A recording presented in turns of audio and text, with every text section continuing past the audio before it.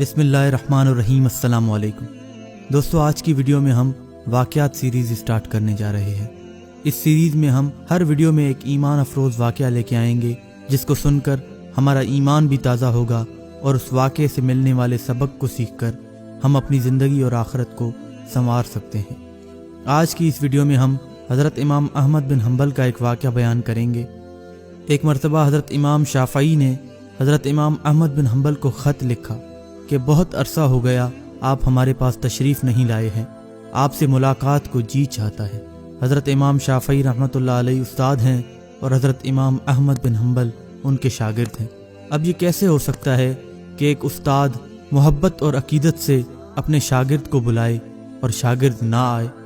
اور جب استاد حضرت امام شافعی رحمۃ اللہ علیہ جیسا ہو اور شاگرد حضرت امام احمد بن حنبل رحمۃ اللہ علیہ جیسا ہو، تو یہ کیسے ہو سکتا ہے کہ استاد بلائے اور شاگرد نہ آئے؟ حضرت امام شافعی رحمۃ اللہ علیہ کا قیام مصر میں تھا، تو جواب میں حضرت امام احمد بن حنبل نے فوراً اپنا پروگرام لکھ کے بھیج دیا کہ میں فلاں دن اور فلاں تاریخ کو مصر میں آپ کی خدمت میں حاضر ہو رہا ہوں۔ حضرت امام شافعی نے اپنے گھر والوں کو، اپنے ملنے جلنے والوں کو اور دوسرے علماء کو حضرت امام احمد بن حنبل کے آنے کی اطلاع دی اور ان کی دعوت اور استقبال کا خصوصی اہتمام کیا۔ حضرت امام شافعی نے لوگوں کو بتایا کہ بھلے ہی حضرت امام احمد بن حنبل میرے شاگرد ہیں، لیکن وہ ایک بہت بڑے امام ہیں اور اللہ تعالیٰ کی نظر میں ان کا بہت ہی بڑا مقام ہے۔ تو جس دن امام احمد بن حنبل کو پہنچنا تھا، اس دن امام شافعی اپنے دوستوں اور دوسرے علماء کو لے کر ان کے استقبال کے لیے شہر سے باہر تشریف لے گئے۔ اس وقت مصر کا بادشاہ بھی حضرت امام شافعی رحمۃ اللہ علیہ کا معتقد تھا، تو وقت کا بادشاہ بھی اپنے ارکان دولت اور وزراء کے ساتھ ان کے استقبال کے لیے شہر کے باہر پہنچ گیا۔ جب مقررہ وقت پر حضرت امام احمد بن حنبل پہنچے تو حضرت امام شافعی نے ان کا شاندار استقبال کیا اور پھر عزت و احترام کے ساتھ ان کو لے کر گھر پہنچ گئے اور ان کے لیے بہترین کھانے کا انتظام کیا۔ اس زمانے میں عام طور پر اولیاء اور بزرگان کی شان یہ تھی کہ وہ کھانا بہت ہی کم کھایا کرتے تھے اور رات بھر اللہ تعالیٰ کی عبادت کیا کرتے تھے۔ جب حضرت امام احمد بن حنبل کھانا کھانے بیٹھے تو بہت دیر تک اس طرح کھانا کھاتے رہے جیسے کہ کئی روز کے بھوکے ہوں۔ جہاں دوسرے لوگ کھانا کھا کر فارغ ہو گئے، وہاں حضرت امام احمد بن حنبل بہت دیر تک کھانا کھاتے رہے۔ یہ دیکھ کر وہاں موجود لوگ حیران رہ گئے کہ حضرت امام شافعی نے تو ان کی بہت تعریف کی تھی کہ یہ بڑے اللہ والے اور بزرگ انسان ہیں، لیکن یہ تو خوب پیٹ بھر کر کھانا کھا رہے ہیں، جبکہ اولیاء اور بزرگ تو بہت ہی کم کھاتے ہیں۔ تو وہاں موجود لوگوں میں اس طرح کی چہمگوئیاں ہونے لگیں۔ پھر جس کمرے میں حضرت امام احمد بن حنبل کے لیے رہنے کا انتظام کیا گیا تھا، اس کمرے میں حضرت امام شافعی کی بچیوں نے مصلی بچھا دیا اور وضو کے لیے ایک لوٹا پانی اور مسواک بھی رکھ دیا، تاکہ وہ جب رات کو تہجد کے لیے اٹھیں تو انہیں کسی قسم کی پریشانی نہ ہو۔ اس زمانے میں تہجد کے لیے اٹھنا ایک عام معمول تھا۔ انتہائی افسوس کی بات ہے کہ آج کے زمانے میں صبح 8 بجے اور 9 بجے اٹھنا ہمارا معمول بن چکا ہے۔ اس زمانے میں تو عام لوگ بھی تہجد کی نماز پڑھا کرتے تھے، اور جو علماء اور صلحاء تھے وہ تو رات کے وقت عبادت کیا ہی کرتے تھے۔ اللہ تعالی ہم سب کو بھی تہجد پڑھنے کی توفیق عطا فرمائے، آمین۔ بہرحال حضرت امام احمد بن حنبل نے رات کو اس کمرے میں آرام فرمایا اور صبح اٹھ کر فجر کی نماز پڑھنے چلے گئے۔ جیسے ہی وہ نماز کے لیے نکلے تو حضرت امام شافعی کی بچیاں ان کے کمرے میں آ گئیں، تو وہاں دیکھا کہ پانی کا لوٹا ویسا کا ویسا پانی سے بھرا ہوا ہے، نہ مسواک استعمال ہوئی ہے اور نہ ہی وضو کے لیے پانی استعمال ہوا ہے، سب کچھ جیسا تھا ویسا کا ویسا رکھا ہوا ہے۔ اب ان کے دل میں یہ شبہ ہوا کہ شاید رات کو کیونکہ زیادہ کھا لیا تھا تو تہجد کے لیے ان کی آنکھ نہیں کھلی۔ جب فجر کی نماز پڑھ کر حضرت امام احمد بن حنبل تشریف لائے تو گھر والوں نے حضرت امام شافعی سے کہا کہ آپ نے تو فرمایا تھا کہ وہ بہت بڑے بزرگ اور اللہ والے ہیں، لیکن انہوں نے تو رات کو کھانا بھی خوب کھایا، اور رات کو جو ہم نے ان کے وضو کے لیے پانی اور مسواک رکھا تھا وہ بھی استعمال نہیں ہوئے، جس سے یہ معلوم ہوا کہ انہوں نے تو تہجد کی نماز بھی نہیں پڑھی۔ اب یہ سن کر امام شافعی بھی تشویش اور حیرانگی کا شکار ہوئے، لہٰذا انہوں نے حضرت امام احمد بن حنبل کو بلایا اور تنہائی میں لے جا کر ان سے یہ پوچھا کہ اس طرح کی باتیں سننے میں آ رہی ہیں کہ آپ نے کھانا بھی غیر معمولی طور پر کچھ زیادہ کھایا، پر آپ کے کمرے میں جو استعمال کے لیے چیزیں رکھی گئی تھیں وہ بھی استعمال میں نہیں آئی ہیں، آخر کیا بات ہے؟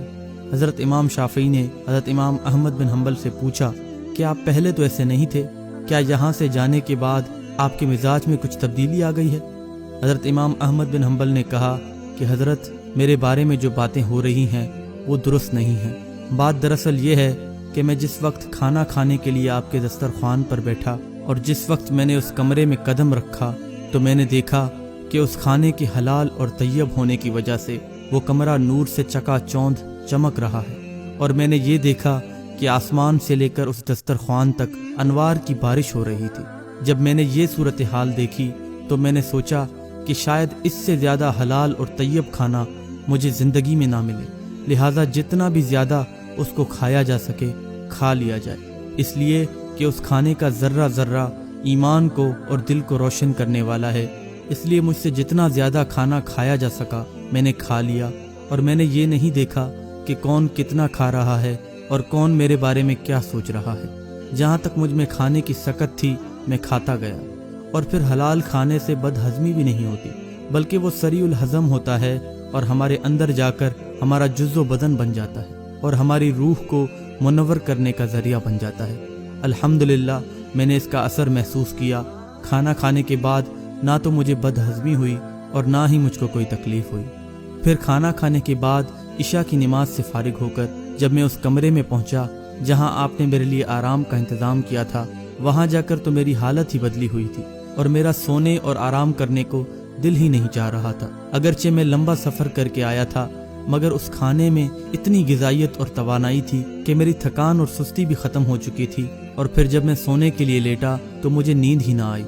اس لیے میں لیٹا رہا اور لیٹتے لیٹتے قرآن و حدیث میں غور و فکر کرنے لگا، حتیٰ کہ میں نے پوری رات غور و فکر کرتے ہوئے گزار دی، اور اس رات میں نے قرآن و حدیث سے 100 مسائل کے حل تلاش کر لیے، اور وہ مسائل بھی ایسے تھے کہ اس سے پہلے کبھی بھی میرے ذہن میں نہیں آئے تھے اور نہ ہی ان کی طرف کبھی میرا خیال گیا تھا۔ لیکن جب آج کی رات میں نے غور کیا تو مجھے ایسا محسوس ہوا کہ قرآن و حدیث کے علوم اور اسرار میرے سامنے کھلے ہوئے ہیں۔ تمام مسائل کی تفصیل اور جوابات میرے ذہن میں آتے چلے گئے، اور صبح تک میں مسائل کا استنباط کرتا رہا۔ یہ سب آپ کے حلال اور طیب کھانے کا اثر تھا جو رات بھر میں نے محسوس کیا۔ اس لیے تہجد کے وقت نہ تو پانی کا لوٹا استعمال ہوا اور نہ ہی مسواک کی ضرورت پیش آئی، اور وہی عشاء کا وضو میرے لیے فجر میں کام آیا۔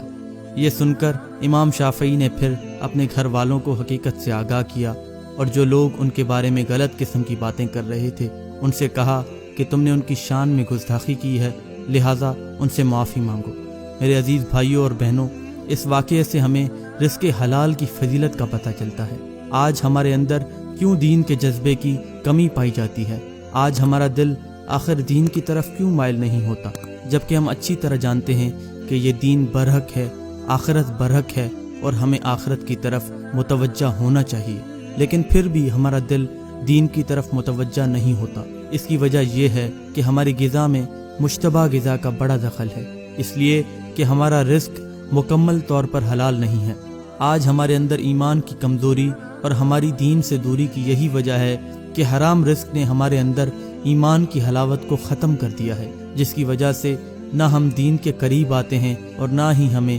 نماز اور عبادت میں لذت محسوس ہوتی ہے۔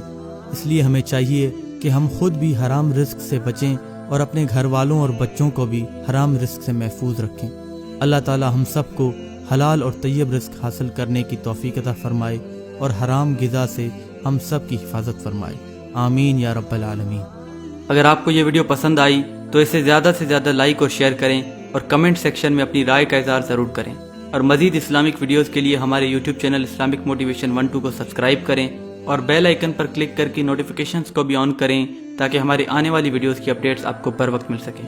ہماری ویڈیوز کو فیس بک پر سب سے پہلے دیکھنے کے لیے ہمارے فیس بک پیج کو لائک کریں، اور فالوئنگ سیکشن میں جا کر سی فرسٹ پر کلک کریں، اور نوٹیفیکیشنز کو بھی آن کریں تاکہ ہماری ویڈیوز جیسے ہی فیس بک پر اپلوڈ ہوں تو آپ کو ان کا نوٹیفیکیشن مل جائے۔ اگلی ویڈیو میں آپ سے پھر ملاقات ہوگی، تب تک کے لیے اللہ کے حفظ و امان میں رہیں اور ہمیں اپنی دعا میں یاد رکھیں۔ اللہ حافظ۔